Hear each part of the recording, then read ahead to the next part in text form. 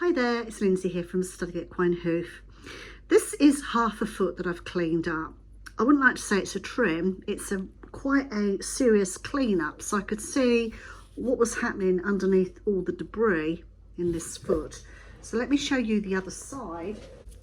This is the uncleaned up side. So you can see it was pretty horrible, really. I think you can see that the sole depth is actually quite small. Now, we're taught that really the sole depth needs to be about 10 millimeters, so a centimetre, or at least the width of the hoof wall. So this is quite a big horse, big feet, quite a wide hoof wall. And if we have a look at the sole depth, we can see it's probably maybe 3/4 of the size of the hoof wall. Now this was the side that I didn't touch, although I think I might have touched a little bit there.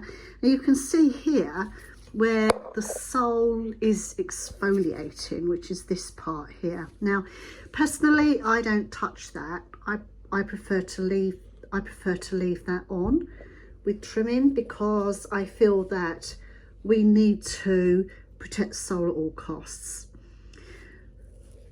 So even though this was quite an overgrown foot, the sole had some concavity to it. There was quite a bit of sole that looked like it needed exfoliating, and you can see here that I had exfoliated at this point here. So that's quite clear. Not a lot needed to come off if you were going to be taking this back to the waxy sole. So let's have a look at the other side. And this side, I took all of the flaky sole off until I got to this clean waxy sole. And looking at it from this side, we can see we've got the same sort of sole depth. I didn't need to take very much off. Now what was interesting is at the front here, there was a bit of a black area. I didn't prod that around too much, but I think we've got a crack starting to appear here. Let's have a look. Yeah, we have. So this crack here, which we saw on the outside, when we turn it round, we can see it's actually quite significant. It's starting to work its way up through there.